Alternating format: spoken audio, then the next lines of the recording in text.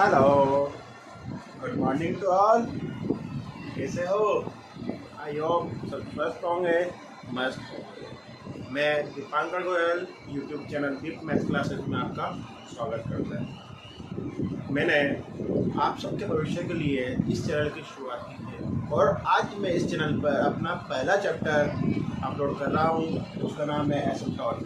ये चैप्टर चाहे बीएससी के स्टूडेंट हो, चाहे इंजीनियरिंग के स्टूडेंट हो, इंडिया में कहीं के भी स्टूडेंट हो, उन सब के लिए बहुत ही इम्पोर्टेंट चैप्टर है। इस चैप्टर के माध्यम से हम लोग कर्व ट्रेसिंग, वक्र अनुरेखण की शुरुआत करते हैं, क्योंकि वक्र अनुरेखण कर्व ट्रेसिंग में सबसे पहले आपको एसिम्प्टोट के बारे में जानकारी होनी चाहिए। और आपके जैसे बीएससी के अंदर इसमें से कम 6 नंबर का क्वेश्चन जरूर आता है इसका, 6 नंबर। ओके, मैं शुरुआत कर रहा हूँ। आपको अगर मेरा पढ़ाया हुआ पसंद आए तो प्लीज़ लाइक और कमेंट ज़रूर करिएगा। और अगर पसंद नहीं आता है, कुछ कमी हो तो कमेंट करिए कि सर ये प्रॉब्लम है, इसमें आप थोड़ा सा सुधार करिए। और आपको अगर पसंद आता है तो प्लीज़ और स्टूडेंट को भी इसको देखने के लिए कहिएगा और उनको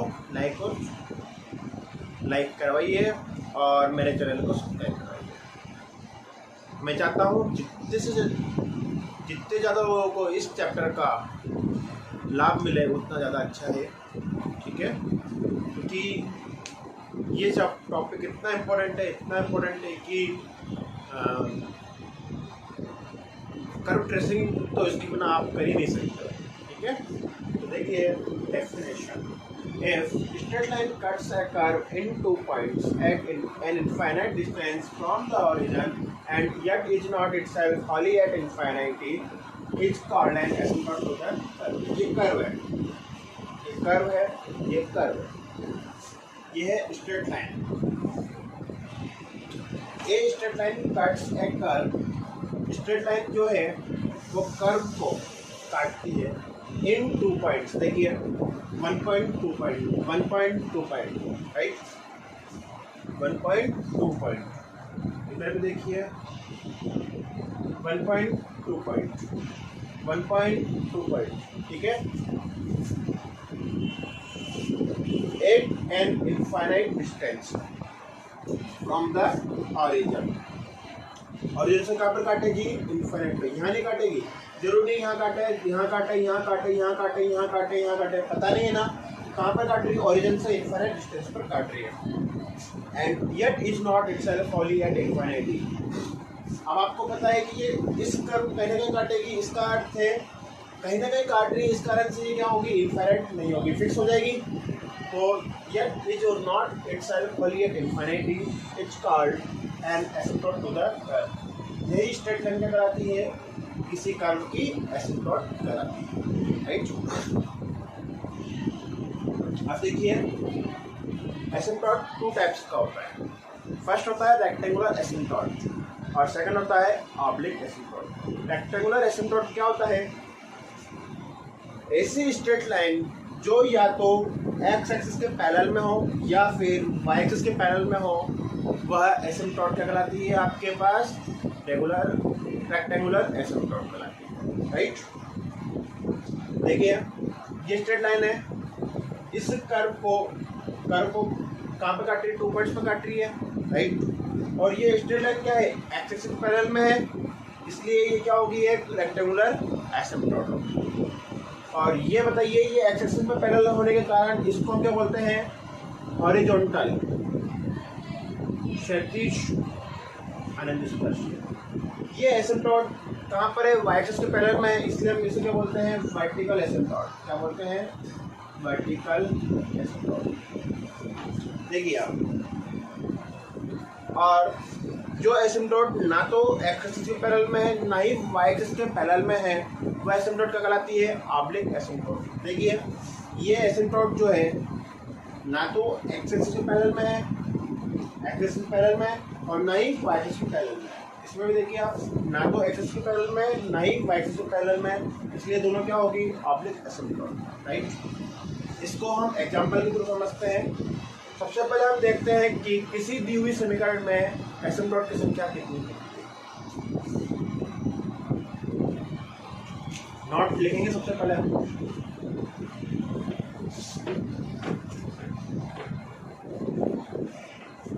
किसी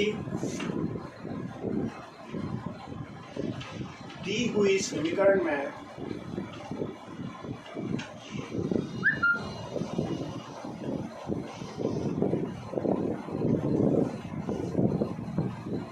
उपस्थित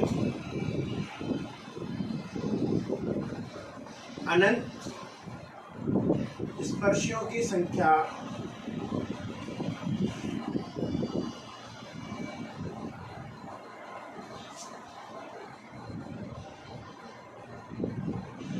उस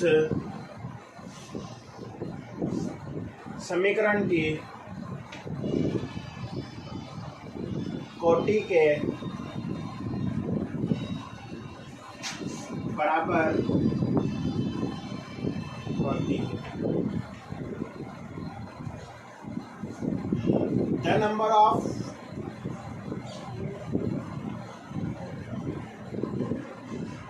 asymptote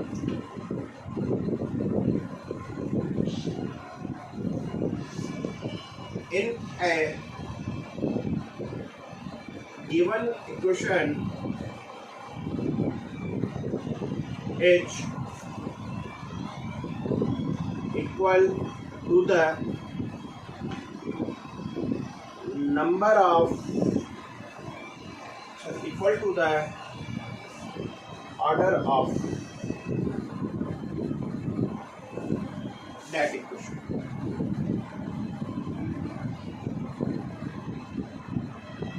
अब हमारे पास आपका एक क्वेश्चन उठेगा कि सर ऑर्डर क्या होता है, किसी समीकरण का ऑर्डर क्या होता है। तो देखिए एग्जांपल समझते हैं उसको, हम ऑर्डर क्या होता है।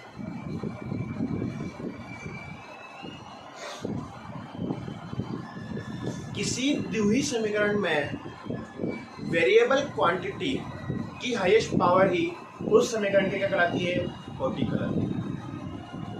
The maximum power of variable quantity in a given equation is called the order of that equation. जैसे आपका एग्जांपल है x square y square minus a square x square minus a square y square equal to 0। देखिए यहाँ पर variable quantity कितनी है, 2, x और Y. इसकी हाईएस्ट पावर कितनी, 2, इसकी पावर 2, तो टोटल पावर कितनी हो गई, 4। यहाँ पर ओनली एक्स है तो इसकी हाईएस्ट पावर कितनी है, 2, तो यहाँ पे कितनी हो गई, 2, यहाँ पे भी 2। इस पूरी इक्वेशन में हाईएस्ट पावर कितनी है, 4, इसलिए इसका ऑर्डर कितना हो जाएगा, 4। अगर आपके पास ये इक्वेशन आ जाता है तो ये इसमें बताइए कि आपके पास अनंत स्पर्शियों कितनी होगी, तो आपका आंसर कितना होगा, 4। अब हम इसको एग्जांपल से समझते हैं और मैं आपको साथ के साथ स्टेप भी बताते जाऊंगा कि स्टेप क्या क्या होती है, क्या क्या नहीं होती।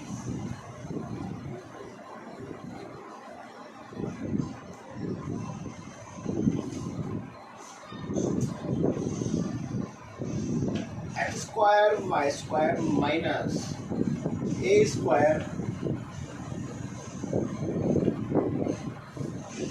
Minus x plus y plus a की पावर 4 इक्वल टू 0। देखिए सबसे पहले स्टेप क्या है, हम सबसे पहले क्या करेंगे, इसका ऑर्डर चेक करेंगे। क्या करेंगे, ऑर्डर फाइंड करेंगे। ऑर्डर फाइंड करने के लिए हम क्या करेंगे, इसको सबसे पहले ओपन करा,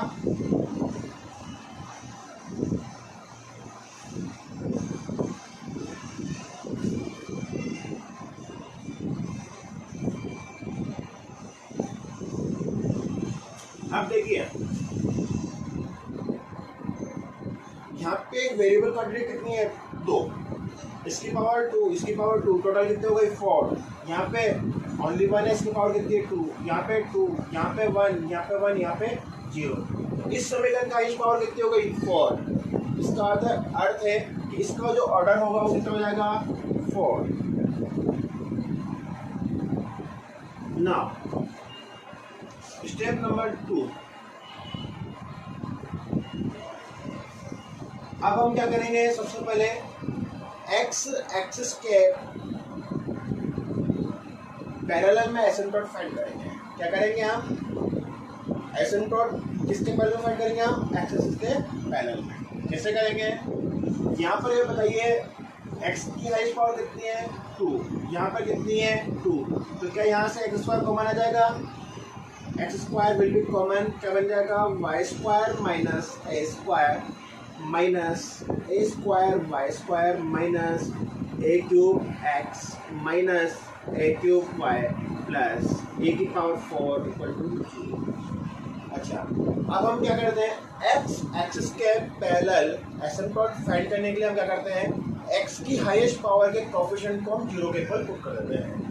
एक्स की हाईएस्ट पावर के कोफिशिएंट को हम क्या कर देंगे, 0 के इक्वल पुट कर देंगे। Y square minus a square equal to 0, that is y square equal to a square, that is y equal to plus minus a. अर्थात आपके पास दो एसिम्पटोट हुए, y equal to minus a, y equal to plus a. अब हम क्या करेंगे next step में, y एक्सिस के पैरेलल में फाइंड करेंगे, y एक्सिस के पैरेलल। यहाँ पर जैसे x के निकाला था वैसे y के कर लेंगे। देखिए यहाँ पर भी वाई स्क्वायर है, यहाँ पे वाई स्क्वायर है, वाई स्क्वायर कॉमन आ गया, x square minus a square minus a square x square minus A cube x minus A cube Y plus a की पावर 4 इक्वल टू 0। अब क्या करेंगे, y की हाईएस्ट पावर की coefficient को हम 0 पे पुट कर देंगे, x square minus a square equal to 0, x square equal to a square x equal to plus minus a, that is यहाँ से भी आपके पास दो कोफिशिएंट, दो एसिम्पटोट आ गए, x equal to minus a, x equal to plus a. तो आपको कितने टोटल एसिम्पटोट प्राप्त हो गए, 4। इस इक्वेशन की कोटि कितनी है, 4। आपको मैंने अभी बोला था कि highest asymptote, maximum number of asymptote is equal to the order of that equation. अधिकतम अनतिस्पर्शी संख्या उस समीकरण की कोटि के बराबर होती है। तो हमें 4 प्राप्त हो गए, अतः इसमें कोई भी ऑब्लिक एसिम्पटोट नहीं होगा। अब हम देखेंगे इन चारों एसिम्पटोट को मिलाने से कौन सी आकृति प्राप्त होती है।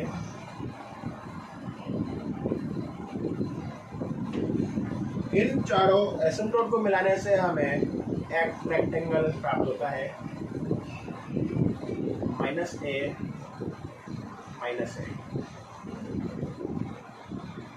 प्लस ए माइनस ए माइनस ए, राइट। नाउ मैंने आपको अभी बताया रेक्टेंगुलर एसिम्पटोट। अब मैं आपको बताऊंगा ऑब्लिक एसिम्पटोट। क्या बताऊंगा, ऑब्लिक एसिम्पटोट।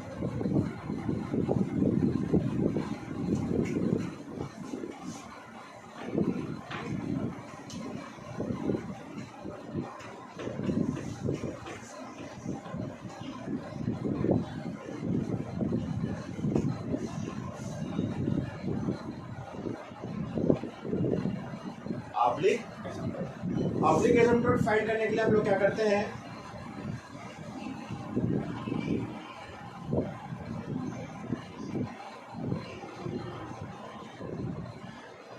ऑब्लिक एसिम्पटोट फाइंड करने के लिए हम लोग क्या करते हैं, x इक्वल टू 1 और y equal to m put करते हैं।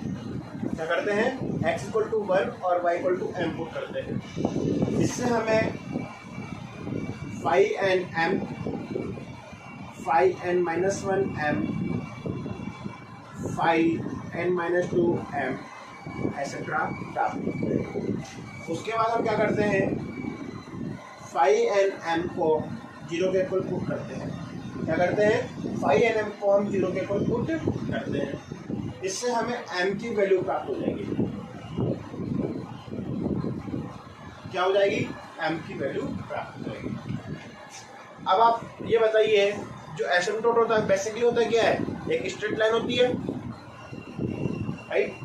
हम जानते हैं कि स्ट्रेट लाइन की इक्वेशन क्या होती है, y equal to m x plus c, जिसमें y और x तो क्या होते हैं वेरिएबल, जबकि m और c क्या होता है कांस्टेंट। अब आपके पास m की वैल्यू तो फाइंड हो गई, अब आपको किसी की वैल्यू फाइंड करनी है, c की वैल्यू फाइंड करनी है। तो c की वैल्यू फाइंड करने के लिए हमारे पास 3 मेथड्स हैं। फर्स्ट मेथड है if the roots of m are different, क्या हो, डिफरेंट हो, तो हम क्या करते हैं, c इक्वल टू होता है formula minus 5n-1m upon 5-n m। Second, if two roots m के मान एक दो वैल्यू प्राप्त हुई आपके पास, 3 वैल्यू प्राप्त हुई, तीनों वैल्यू अगर इक्वल हो गई या फिर 2 वैल्यू प्राप्त हुई, दोनों वैल्यू आपके पास इक्वल हो गई, तो कैसे फाइंड करेंगे? If two roots of m are same, then क्या करेंगे हम लोग? फॉर्मूला क्या करेंगे? क्या होगा formula? c square upon factorial two 5n double dash m plus c 5n-1 dash m plus 5n-2 m। ठीक है? if 3 roots of m are same, यहाँ पर कितने सेम थे? 2, बट यहाँ पे कितने हो जाएंगे आपके पास? 3। तो 3 के लिए क्या करेंगे आप? c³ upon factorial 3 5 triple dash n m plus c square upon factorial 2 5 double dash n-1 m plus c 5 dash n-2 m plus 5 n-3 m equal to 0। इससे हम लोग c की वैल्यू फाइंड कर लेंगे, राइट? इसको हम एग्जांपल के through समझ लेंगे।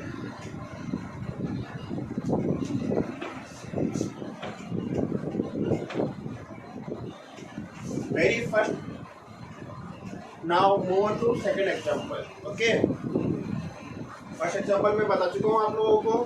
सेकंड एग्जांपल देखिए, x³ plus 2x² y plus minus xy² minus 2y³ plus xy minus y² equal to 1। सबसे पहले हम इसका क्या फाइंड करेंगे? स्टेप नंबर 1 वही है, ऑर्डर फाइंड करना है। इसका h पावर 3, इसका 2 1 3 1 और 2 3 3, इसलिए इसको हम क्या बोलेंगे? 5 3x, y। इसका ऑर्डर कितना है? 2, इसका भी कितना है? 2, इसको क्या बोलेंगे? 5 2x, y। इसका ऑर्डर कितना है? 0, इसको क्या बोलेंगे? 5 0x, y, right? Now step number 2, क्या बताया था मैंने आप लोगों को कि सबसे पहले हम क्या करेंगे? x एक्सिस के पैरेलल में एसिम्पटोट फाइंड करेंगे। किसके पैरेलल में फाइंड करेंगे? x एक्सिस के पैरेलल में। x एक्सिस के पैरेलल में फाइंड करने के लिए हम तो क्या करते हैं? x की हाईएस्ट पावर के कोएफिशिएंट को हम 0 के इक्वल रखते हैं। यहाँ पर देखो x की हाईएस्ट पावर कितनी है? 3, यहाँ तो 2 है, यहाँ 1 है, तो इनसे काम नहीं चलेगा। केवल काम किससे करना है हमें? इससे। x की हाईएस्ट पावर कितनी है? 3, इसका कोएफिशिएंट कितना है? 1 को हमने क्या रखा? 0 के इक्वल रखा। क्या ये पॉसिबल है? नहीं। चलिए स्टेप 3 क्या था, y एक्सिस के पैरेलल में एसिम्पटोट फाइंड करना। यहाँ y एक्सिस है नहीं, यहाँ पे देखो y की पावर कितनी है 1, यहाँ पे 2, यहाँ पे 3, यहाँ पे 1, यहाँ पे 2, तो y की हाईएस्ट पावर कितनी है 3, इसका कोफिशिएंट कितना है -2, तो कोफिशिएंट को क्या करेंगे, y की हाईएस्ट पावर के कोफिशिएंट को हम क्या करेंगे 0 के इक्वल पुट करेंगे, -2 = 0। क्या ये पॉसिबल है? नहीं। इसका अर्थ है एक्स एक्सिस और वाई एक्सिस दोनों के पैरेलल में एसिम्पटोट फाइंड करना पॉसिबल नहीं है। अब हम क्या करेंगे, ऑब्लिक एसिम्पटोट फाइंड करेंगे। इसके लिए हम क्या करेंगे, स्टेप नंबर 4 ऑब्लिक एसिम्पटोट फाइंड करने के लिए क्या करेंगे, मैंने आपको भी बताया था x = 1, किसमें, इक्वेशन नंबर 1 में x = 1 y = m पुट करने पर, ठीक है, x = 1 y = m पुट कर देंगे, क्या हो जाएगा 1 3 1m, क्या प्राप्त होगा आपका 5 3m = x³ + 2x² y minus xy² - 2y, sorry x³ की जगह 1 + 2m - m² - 2m³ 5 2m कितना आ रहा है, m - m²,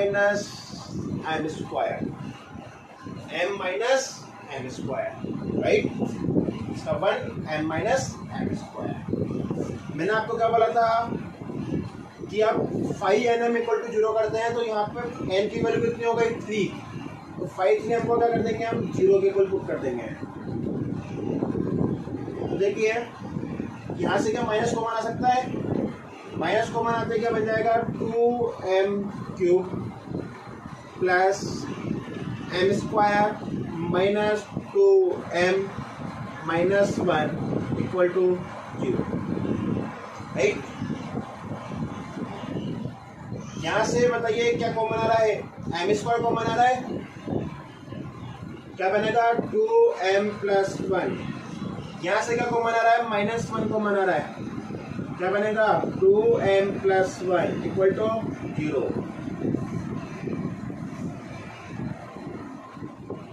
देखिए अब क्या 2m + 1 कॉमन आ रहा है दोनों तरफ से,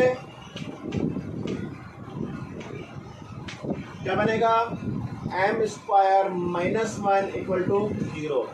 तो m की वैल्यू क्या हो गई -1/2, यहाँ से देखो +-1 बनेगा, तो एक -1 और एक +1, राइट। m की 3 वैल्यू प्राप्त हो गई। अब हमें m की तीनों वैल्यू के लिए c की 3 वैल्यू फाइंड करनी होगी, राइट। तो आपको मैंने अभी बताया था कि यहाँ पर ये बताइए मुझे कि m की सभी वैल्यूज डिफरेंट है क्या, सभी वैल्यू डिफरेंट है, तो यहाँ पर जो c का फॉर्मूला लगेगा वो कितना लगेगा, c = -5 2m/5 3m। आपको 5 3m चाहिए, तो देखिए 5 3m यहाँ से निकाल लें, तो देखिए 5 3m 1 का 0 यहाँ का कितना हो जाएगा 2 - 2m - 6m², right. c = -5 2m/5 3m = 5 2m कितना है, m - m² upon 2 - 2m - 6m²। c = -5 2m/5 3m = -5 2m कितना है आपके पास, m - m², और 5 3m कितना है 2 - 2m - 6m²। Now for m = -1, c = क्या हो जाएगा, देखिए माइनस तो आगे है ही, -1 माइनस ऑफ -1 का square upon 2 minus 2 minus 1 minus x minus 1 का स्क्वायर, ये तो 1 हो जाएगा, minus minus 2 upon 2 plus 2 4 minus 6 minus 2 cut गया, तो c इक्वल टू कितना आ गया आपके पास -1। Next for m equal to -1/2, m equal to -1/2, c equal to minus of -1/2 minus 1/4, right. 1/2 का स्क्वायर हो जाएगा ना 1/4 अपॉन 2 माइनस 2 से 2 cancel, 2 plus 1 minus 6 into 1/4,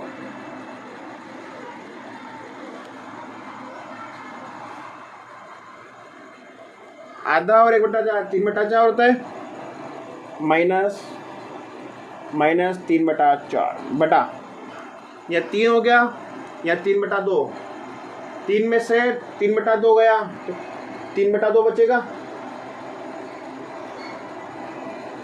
3 minus minus plus कितना हो गया 1/2, ठीक है। तो यहाँ से क्या बन जाए आपके पास y इक्वल टू m की वैल्यू -1 है तो -x -1, यहाँ से y equal to -1/2 x plus 1/2। Now for m equal to 1, अब m बराबर 1 के लिए देखते हैं हम, m बराबर 1 के लिए c equal to minus of 1 minus 1 का स्क्वायर 1, 2 माइनस 2 माइनस 6 कितना हो जाएगा 0, तो यहाँ पर y इक्वल टू कितना हो जाएगा x, 3 एसिम्पटोट प्राप्त हो गई। नाउ ये तो था जब m की सभी वैल्यू का डिफरेंट हो, अब जब m की वैल्यू दो वैल्यू समान हो तो उसके लिए कैसे करेंगे देखिए।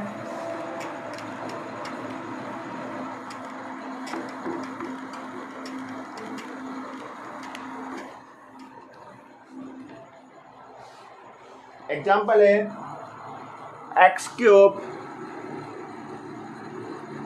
Plus 3x² minus 4y² minus plus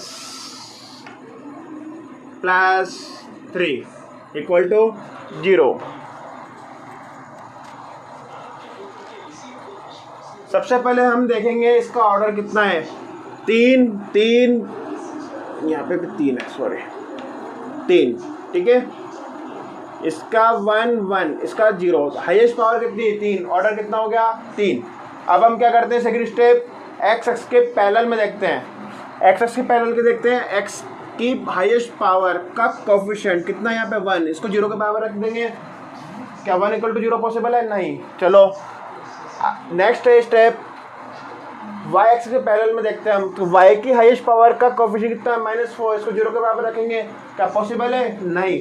इसका अर्थ है इसमें कोई भी रेक्टेंगुलर एसिम्पटोट नहीं है। अब हम क्या करेंगे, इसके अंदर ऑब्लिक एसिम्पटोट फाइंड करेंगे। मुझे एक बात बताइए, ये कितना है 5 3 x, y, ये कितना हो जाएगा 5 1 x, y, ये 0। नाउ हम चेक करें, हम स्टेप नंबर 4,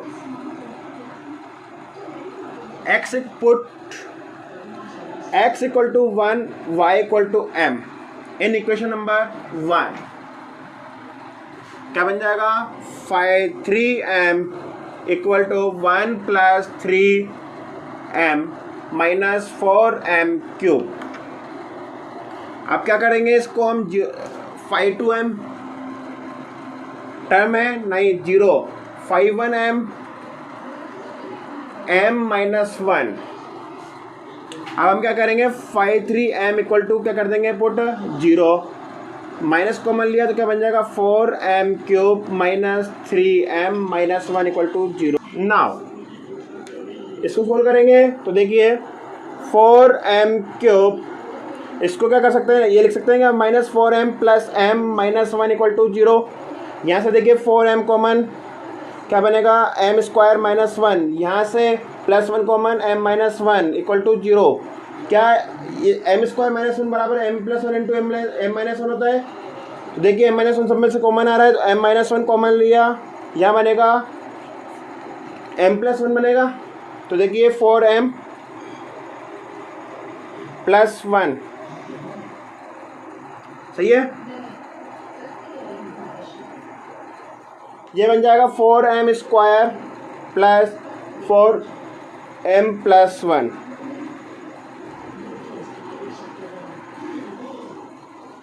क्या 4m को ऐसे लिखते हैं हम 2m प्लस 1 इक्वल टू 0। क्या यहाँ से 2m कॉमन आ रहा है,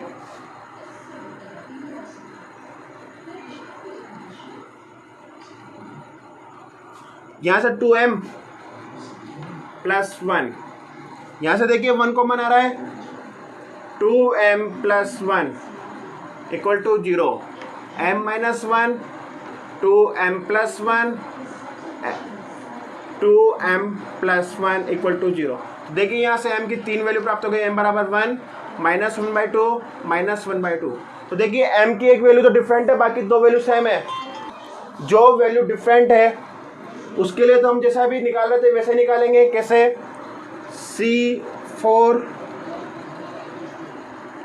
m equal to 1, c equal to कितना हो जाएगा, minus 5 2m upon 5 3-m।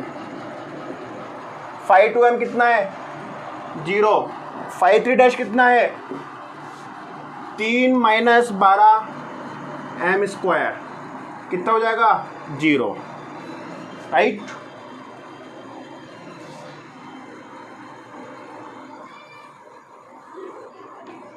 For m equal to minus 1/2, m की 2 वैल्यू सेम, तो यहाँ पर देखिए आपके पास y इक्वल टू कितना हो गया, x प्लस 0, एक एसिम्पटोट प्राप्त हो गया। आप देखिए 4m equal to minus 1/2, m बराबर माइनस 1/2 के लिए c बराबर, यहाँ पर बताइए 2 वैल्यू सेम है तो हम कौन सा फॉर्मूला यूज लेंगे, सेकंड नंबर का, कौन सा, c² upon factorial 2 5 3m plus c 5 2-m प्लस 1m equal to 0। c² upon factorial 2 5 3 ये तो है 5-m, इसका डबल डैश निकालने के लिए क्या करेंगे, तो 0 हो जाएगा, ये 12 दूनी 24, तो कितना हो जाएगा, माइनस 24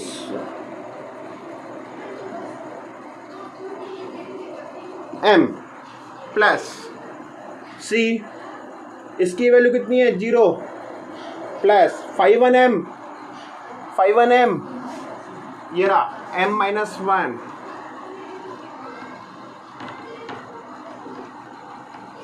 अब हम m की वैल्यू कितने रख देंगे, minus 1/2, c² upon 2 minus 24 into minus 1/2 plus m की value minus 1/2 minus 1 equal to 0, 2 दूनी 4, 4 6 24 माइनस माइनस प्लस, तो 6c² माइनस 3/2 इक्वल टू 0, या 6c² इक्वल टू 3/2, c² कितना हो जाएगा, 1/4, c equal to plus minus 1/2, c की 2 वैल्यू प्राप्त हो गई। आपके पास m की वैल्यू कितनी, माइनस 1/2, तो आपके पास इक्वेशन क्या हो जाएगी, y बराबर माइनस x/2 प्लस 1/2, और एक हो जाएगी y बराबर -x/2 -1/2। 2 एसिम्टोट ये है, एक ही है। टोटल कितने एसिम्टोट आ गया आपके पास? 3। ठीक है, आज के लिए इतना ही, बाकी कल करेंगे हम लोग। धन्यवाद।